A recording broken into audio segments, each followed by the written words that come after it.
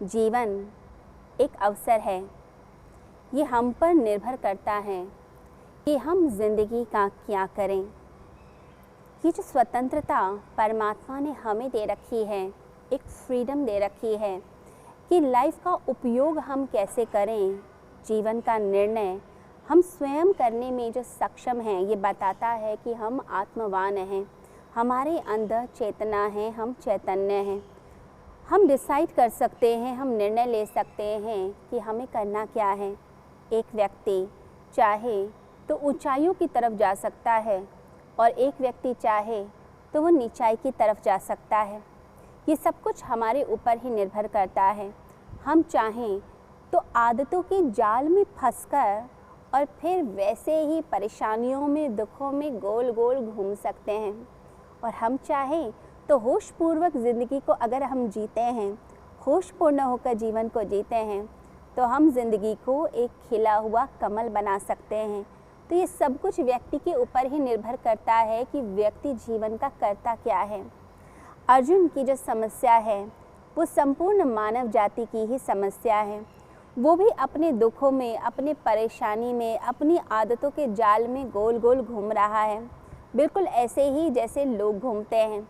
तो वह भी उन्हीं दुखों, उन्हीं परेशानियों के नीचे दबकर रह गया है, परेशान हो रहा है और कहता है मेरे अंग अंग शिथिल होते हैं, मेरा मुख सूख रहा है। तो व्यक्ति चाहे तो परेशानियों के जाल में दबकर रह जाए या फिर परेशानियों से उबर जाए। रास्ता आपको खुद चुनना होता है। अगर कोई व्यक्ति सिर्फ विषाद की अवस्था में ही जीने लग जाता है, दुख को ओढ़कर ही बैठ जाता है कि बस ये दुख ही मेरे लिए अब सब कुछ है, अब कुछ हो ही नहीं सकता, उसके लिए कोई प्रकाश ही नहीं है, कोई प्रकाश की किरण उसको दिखाई ही नहीं देती है, उसके लिए अंधकार ही सब कुछ हो गया है, ऐसा व्यक्ति जो है वो दुखों के घेरे में ही मर जाता है। लोग कहते हैं हम तो गरीब परिवार में जन्म हमने लिया है, हम तो गरीबी में ही पले हैं, हम तो गरीब ही मर जाएंगे। वो सोचते भी नहीं कि वो कुछ बड़ा कर सकते हैं, जबकि परमात्मा ने हम सभी के अंदर वैसी संभावना दे रखी है। परिस्थितियां सबकी अलग अलग होती हैं, लेकिन व्यक्ति चाहे तो अपनी परिस्थिति से उबर सकता है। आप गरीब परिवार में जन्म लेते हैं, लेकिन अगर आपके अंदर टैलेंट है, आपके अंदर सिंगिंग का टैलेंट है, डांसिंग का टैलेंट है, या आप बहुत अच्छा बोलते हैं, आपकी आवाज़ बहुत अच्छी है, या आप बहुत ज़्यादा इंटेलिजेंट हैं, आप पढ़ सकते हैं, या आप मेहनत कर सकते हैं, आप कुकिंग बहुत अच्छी करते हैं, या आप किसी चीज़ को सीखने की आपके अंदर एक बहुत ही अलग जज्बा है, आपको चीज़ आती नहीं है लेकिन आप मेहनत कर कर चीज़ को प्राप्त करना जानते हैं। तो अगर व्यक्ति अपने अंदर के पोटेंशियल को यूज़ करता है, अपने दुखों और परेशानियों के जाल में सिर्फ दबता नहीं है, उसको यूज़ करता है, अपने टैलेंट को यूज़ करता है और अपने दुख को एज अ मोटिवेशन समझता है कि ये मुझे मोटिवेट कर रहा है कि मुझे आगे जाना है, मुझे इस कीचड़ में, इस दुख के जाल में फंसकर मरना नहीं है। तो व्यक्ति जब मोटिवेशन लेता है, अपने अंदर से प्रेरणा लेता है कि नहीं, ये मुझे प्रेरणा मिल रही है, आगे बढ़ने की प्रेरणा है, ये दुख जो है ये मुझे आगे धक्का दे रहा है, ना कि ये मुझे जो है समाप्त कर रहा है, तो व्यक्ति आगे कुछ बन जाता है। अगर कोई व्यक्ति आगे कुछ बनना चाहता है, अपने टैलेंट को विकसित करना चाहता है, तो उस व्यक्ति के लिए ज़रूरी है कि वह अपने ऊपर विश्वास रखे, अपने स्वयं के ऊपर विश्वास रखे, सिर्फ विषाद में न रह जाए। अगर हम देखें तो विषाद योग को विषाद योग क्यों कहा गया है? क्योंकि विषाद जो है हमें योग की तरफ लेकर जाता है। दुख है, पीड़ा है, परेशानी है, तो वो हमें कहती है कि आनंद की तरफ यात्रा करो, क्यों दुख में पड़े हुए हो, तुम ऊंचाई की तरफ जा सकते हो, आनंद की तरफ जा सकते हो, प्रसन्नता की तरफ जा सकते हो। तो विषाद आपको योग की तरफ, आनंद की तरफ, खुशी की तरफ धक्का देता है। तो ऐसे ही ज़िंदगी की जो परिस्थितियां हैं, जो कठोर परिस्थितियां होती हैं, हर व्यक्ति की अपनी लाइफ की सिचुएशंस है। किसी की ज़िंदगी में कठोरता ज़्यादा है, किसी की ज़िंदगी में सुख सुविधा ज़्यादा है, लेकिन जो भी परिस्थितियां हैं, उन परिस्थितियों से हम आगे निकले, अपने आप को एक आनंद की अवस्था में लेकर जाएं। हम अपने दुखों में, परेशानियों में, आदतों के जाल में न फंसे रहें। कुछ लोग करते क्या हैं कि वह एक आदत बना लेते हैं कि अब हम ऐसे ही हैं, हमारी परिस्थितियां ऐसे ही हैं, अब कुछ बदल नहीं सकता है, तो फिर तो आपका कुछ नहीं हो सकता। आपको अपने विषाद को गति देनी पड़ेगी, अपने आप को आगे बढ़ाना पड़ेगा। अगर उसी वर्तुल में रह गए, उसी सर्कल में रह गए तो आप तो बिल्कुल समाप्त ही हो जाएंगे, फिर आप आगे नहीं बढ़ सकते हैं।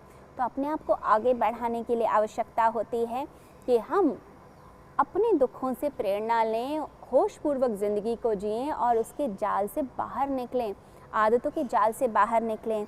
अगर लगता है धन की कमी है, गरीबी है, फाइनेंशियली हम कमज़ोर हैं, उस स्थिति में अपने टैलेंट का प्रयोग कीजिए, अपनी वाणी को और मधुर बना लीजिए, क्योंकि हमारी जो कर्कश वाणी है, कठोर वाणी है, वो हमारे लिए और समस्या जो है पैदा कर देती है। कहते हैं कि अगर कोई मीठा बोलता है तो उसकी तो मिर्चें भी बिक जाती हैं, और कोई व्यक्ति अगर कड़वा बोलता है तो उसका शहद भी नहीं बिकता है। तो आप क्या चीज़ बेच रहे हैं उससे ज़्यादा इम्पॉर्टेंट होता है कि आप बोलते क्या हैं। आपकी वाणी अच्छी है, आपका व्यवहार अच्छा है, आप व्यवहार कुशल हैं, आप हमेशा कृतज्ञ रहते हैं, थैंकफुल रहते हैं। जो व्यक्ति आपके लिए कर रहा है आप उसको जो है थैंक्स करते हैं, तो वो व्यक्ति आपके लिए और कुछ करना चाहेगा। तो हम जिस परिस्थिति में हैं उससे हम उबर सकते हैं अपने अंदर छोटे छोटे चेंजेस कर कर। अगर हम वो चेंज कर लें तो हमारी ज़िंदगी तो और भी ज़्यादा अच्छी हो सकती है। अगर आपको लगता है कि आपके रिलेशनशिप्स अच्छे नहीं हैं, या आपके रिश्ते आपकी बहन के साथ, आपके माता पिता के साथ अच्छे नहीं बन पाते हैं, या आपकी पत्नी के साथ अच्छे रिश्ते नहीं रह पाते हैं, आप जिससे भी अच्छा रिश्ता रखना चाहते हैं वहाँ कुछ ना कुछ गड़बड़ हो जाती है, मित्रों में भी झगड़ा हो जाता है, तो उस समय ज़रूरी है कि हम इंट्रोस्पेक्शन करें, यानी अपने अंदर झांकें कि कहाँ गलती हो जाती है। वही आदतें, पहले भी जो दोस्त बने थे उनसे भी अच्छे संबंध नहीं रहे थे, अभी जो दोस्त हैं उनसे भी अच्छे संबंध नहीं हैं, तो आगे क्या गारंटी है कि जो आगे दोस्त बनेंगे वो आपके साथ अच्छे से रहेंगे, उनके साथ आपके संबंध अच्छे रहेंगे। यानी कुछ ना कुछ आप ऐसा करते हैं जिसके कारण आपके रिलेशनशिप्स में प्रॉब्लम आती है, आपके रिश्तों में प्रॉब्लम आती है। तो आपको करना क्या चाहिए, आपको अपने अंदर झांकना चाहिए, कौन सी ऐसी आदतें हैं, कौन सी ऐसी बुराई है जो मुझे हमेशा नीचे की ओर धकेलती है, जो मेरे रिश्तों को ख़राब कर देती है। तो उन आदतों के जाल से हमें मुक्त होना है, उन चीज़ों को छोड़ देना है। तो मैं क्या बहुत ज़्यादा ज़िद्दी हूँ, या मैं ज़्यादा गुस्सा कर देता हूँ, या मैं दूसरे से बहुत ज़्यादा उम्मीद कर बैठता हूँ कि दूसरा मेरे लिए करेगा, जब वो मेरे लिए नहीं करता तो मुझे बहुत गुस्सा आने लग जाता है। क्या मैं ऐसा करता हूँ, या फिर कोई मेरे ऊपर अन्याय करता है और मैं सहता चला जाता हूँ। किसी दोस्त ने पैसे मांग लिए, अब मेरे पास पैसे तो है नहीं, लेकिन फिर भी मैं उसकी मदद कर रहा हूँ, लोन लेकर मदद कर रहा हूँ। अब मैंने विश्वास किया, उसने धोखा दे दिया, फिर रिश्ते ख़राब हो गए। तो मैं कहाँ पर गलती करता हूँ, मैं कहाँ बैलेंस नहीं बना पाता हूँ। तो अपने अंदर झांकिए कि कहाँ गलती हो जाती है, अपने आप को इमोशनली स्टेबल बनाइए, अपने आप को फाइनेंशियली स्टेबल बनाइए, अपने आप को फिज़िकली फिट कीजिए, अपनी सोशल स्किल्स को एनहांस कीजिए। आप समाज में किस तरह से व्यवहार करते हैं, आपके बिहेवियर पैटर्न्स कैसे हैं, उसको ठीक करने की कोशिश कीजिए कि कहीं मैं तनक मिजाज तो नहीं हूँ, बहुत ज़्यादा गुस्सा तो नहीं कर देता हूँ, या मैं बहुत ज़्यादा ईर्ष्या में आकर या लालच में आकर कोई चीज़ करता हूँ जिसके कारण मेरे रिश्ते जो हैं वो सारे ख़राब होने लग जाते हैं। तो व्यक्ति को अपने अंदर खुद ही झांक कर ठीक करना होता है। तो एक तो तरीका यह है कि आप दुखों के, परेशानियों के, आदतों के जाल में गोल गोल घूमते रहिए, जैसे चल रहा है वैसे चलाते रहिए। ऐसे तो ज़िंदगी कभी स्वर्ग जैसी नहीं हो सकती, बल्कि आप उसे नर्क ही बना देते हैं। तो अर्जुन भी दुखों के, परेशानियों में, संकट के जो जाल है उसके अंदर अपने आप को फंसा हुआ महसूस कर रहा है, एक विषाद की स्थिति में आ गया है कि मैं फंस गया हूँ, अब मैं क्या करूँ। लेकिन अर्जुन के पास एक चीज़ ज़रूर अच्छी है, उसने अपने विषाद को गति दी है, अपने विषाद को एक सर्कल नहीं बना लिया है, वह भगवान की शरण में चला गया कि अब मुझे करना क्या है, यानी कि वो परिस्थिति से उबरना चाहता है। तो जो व्यक्ति होशपूर्वक ज़िंदगी को जीता है वो क्या करता है, वो परिस्थितियों के, आदतों के जाल से मुक्त होना शुरू कर देता है। यानी पहला स्टेप तो उसने उठा लिया, पहला कदम तो उसने उठा लिया। वो पहला कदम जो है ये बहुत ज़रूरी है। पहली बात ये समझना कि मैं विषाद में हूँ, मैं किसी दुख में हूँ, परेशानी में हूँ, मैं अपनी आदतों के जाल में फंसा हुआ हूँ। तो वो चीज़ अगर हमें समझ आती है तो यानी हम चेंज करने को तैयार हैं, हमने अपनी मानसिक स्थिति को बदला है, क्योंकि अब हम आनंद की तरफ चलना चाहते हैं। देखिए ये जितनी आदतें हैं, ये जो हमारी आदत होती है सहते चले जाना, और दूसरा व्यक्ति हमें डांट रहा है, हमारा अपमान कर रहा है, हम उसे सहते चले जाते हैं। अन्याय आपके साथ होता है और आप उस अन्याय को सहते चले जाते हैं, फिर आप इसकी आदत बना लेते हैं, ये आदत बन जाती है। कई लोगों को तो आदत हो जाती है कि दूसरा अपमान करता है वो सहते जाते हैं। कई बार घरों में भी देखा जाता है कि एक व्यक्ति आपका अपमान कर रहा है, कोई बड़ा है घर में, उसे होश ही नहीं रहता, वो किसी का भी अपमान कर देता है, आप सहते चले जाते हैं, सहते चले जाते हैं। अल्टीमेटली क्या होता है, फिर एक दिन एक बड़ा धमाका होता है, यानी लड़ाई होती है और फिर लोग अलग अलग हो जाते हैं। तो ऐसी सिचुएशन ना आए कि महाभारत के युद्ध जैसी स्थिति आ जाए, तो ज़रूरी है कि आप उस चीज़ को वहीं स्टॉप कीजिए जिससे घर में शांति बनी रहे। तो आदतों जो होती हैं वो आदतें आपको जो हैं फोर्स करती हैं कि आप उन्हें रिपीट करें, वो एक पैटर्न बन जाता है, एक प्रोग्रामिंग बन जाती है। तो सहने की भी ये जो आदत है, हर समय सहते रहना, हर समय अन्याय को सहते रहना, ये भी गलत है। देखिए हमारे उपनिषद कहते हैं अंधकार से प्रकाश की यात्रा कीजिए, असतो माँ सद्गमय तमसो माँ ज्योतिर्गमय मृत्योर माँ अमृतम गमय।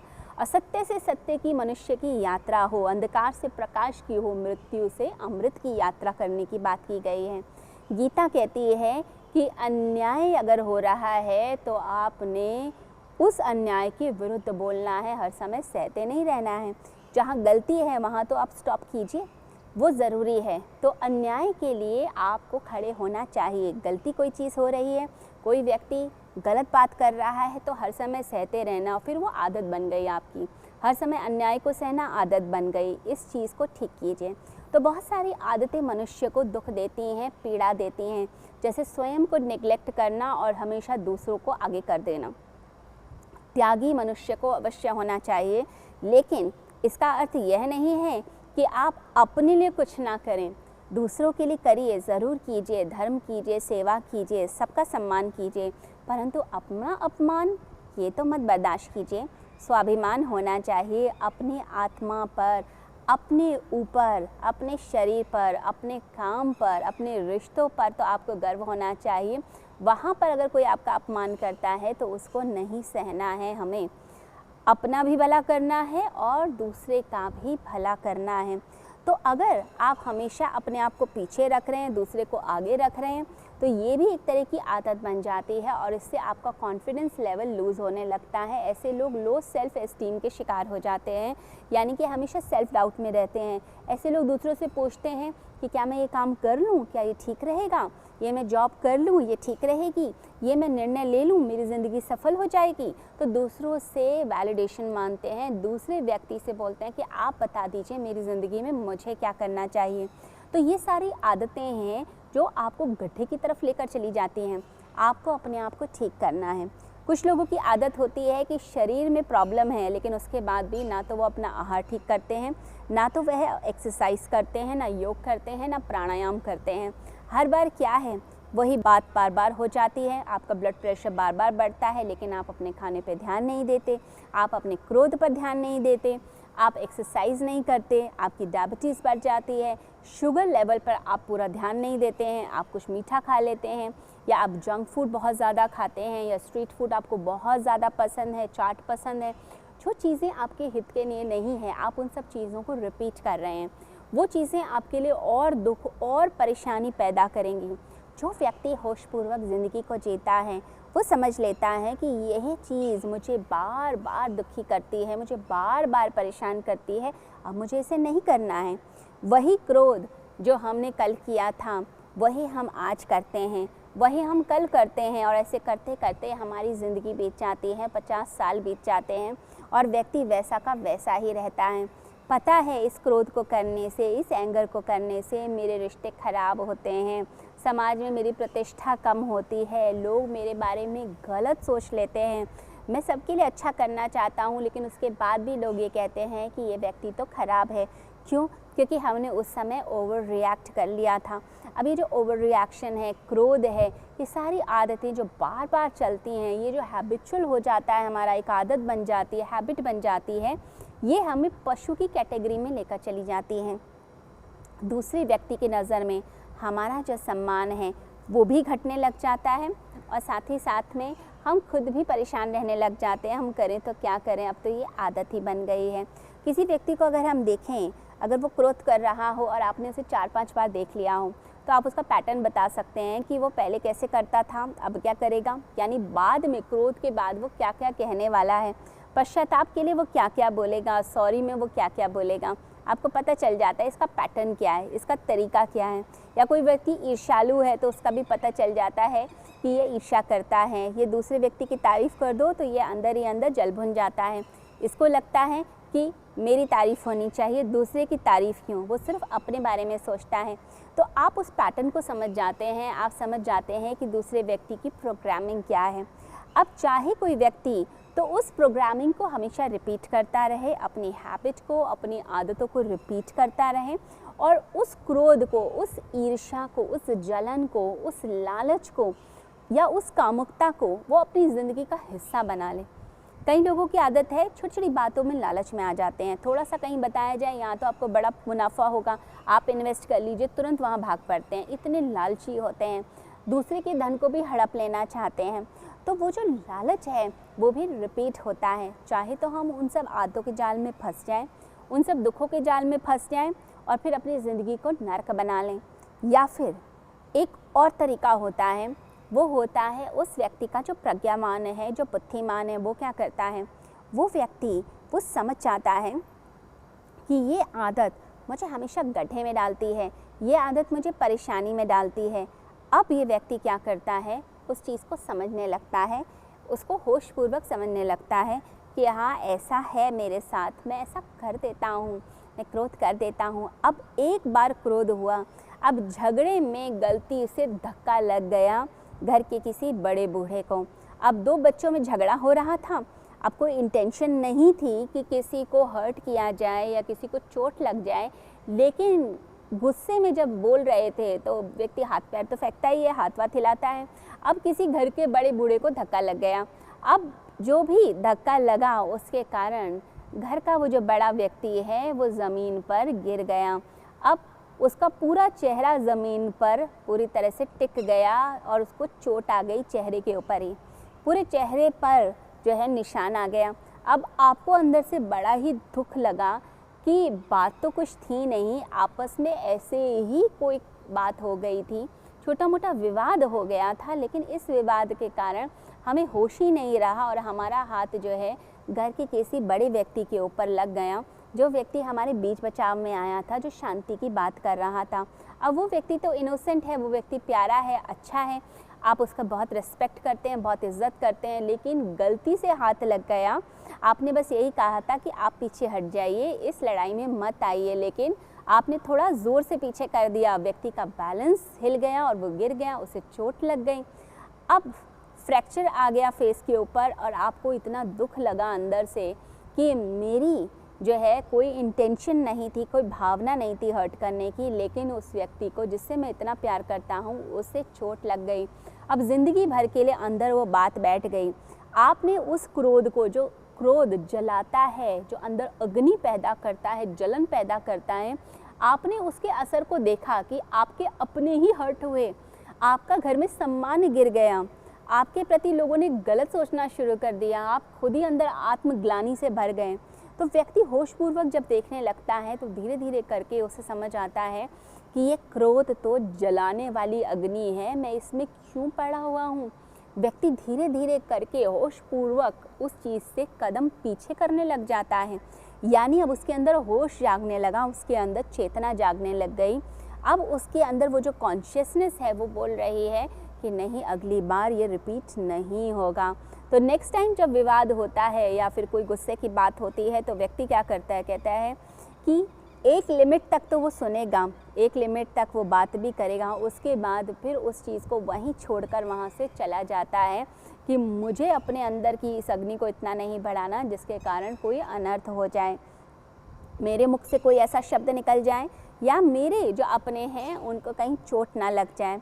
तो व्यक्ति धीरे धीरे अपने क्रोध को कंट्रोल करने लगता है, अपनी उस अग्नि को समेटने लगता है और फिर वो जो शक्ति होती है, वो जो उसकी एनर्जी होती है, वो फिर करुणा में बदलने लगती है, यानी कि अब वो एनर्जी की डायरेक्शन जो नेगेटिव तरफ थी अब वो पॉजिटिव तरफ होने लग गई है, वो खुशी की तरफ होने लग गई है, वो प्रसन्नता की तरफ होने लग गई है, वो लोगों के भले के लिए होने लग गई है।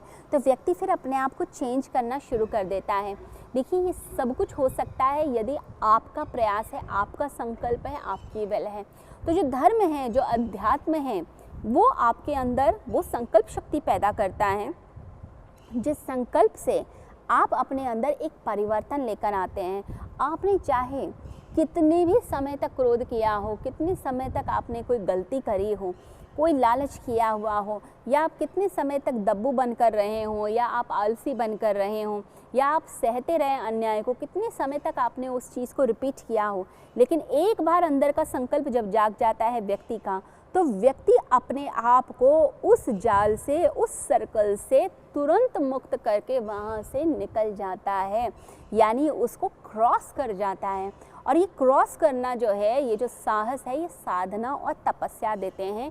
परमात्मा की शरण, परमात्मा के प्रति हमारा समर्पण का भाव, ये हमारे अंदर वो शक्ति पैदा करता है, नहीं तो व्यक्ति के अंदर शक्ति नहीं आती। अगर देखें माइंड की फिलॉसफी को, माइंड जो है the path of least resistance, इसको फॉलो करता है। अगर हमारी बॉडी में भी देखें तो बॉडी भी वही पैथ ऑफ लीस्ट रेजिस्टेंस को फॉलो करती है, यानी कोई इन्फेक्शन अगर हमारे आता है, बॉडी के अंदर प्रवेश करता है, तो वो क्या करेगा, उस अंग को इफ़ेक्ट करता है, उस ऑर्गन को इफ़ेक्ट करता है जो ऑर्गन अंदर से कमज़ोर होता है, जहाँ पर इम्यूनिटी थोड़ी सी लो होती है, उसी अंग पर प्रभाव आएगा। इससे जो लोग बहुत ज़्यादा स्ट्रेस में रहते हैं, उन लोगों की लाइफ में भी ऐसा होता है कि कोई एक ऑर्गन जो है, जो थोड़ा कमज़ोर है, उस ऑर्गन पर असर आएगा। किसी को डायबिटीज़ हो जाती है, किसी को हाई ब्लड प्रेशर होता है, किसी की बोन्स में प्रॉब्लम आने लग जाती है, या कभी कोई वायरल इन्फेक्शन है या कोई और फंगल इन्फेक्शन है, वो वहाँ पर अटैक करता है जहाँ पर आप कमज़ोर पड़ते हैं, वहीं से वह जो है प्रवेश कर जाता है।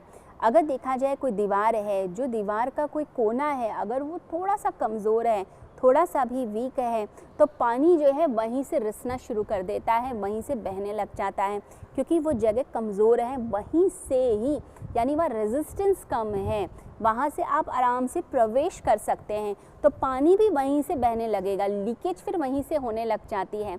आप फर्श पर पानी डालिए, तो जहाँ पर फर्श पे जहाँ पर भी कम धूल वाला एरिया होता है, वहीं से पानी बहने लगता है कि यहाँ आसानी से बहा जा सकता है।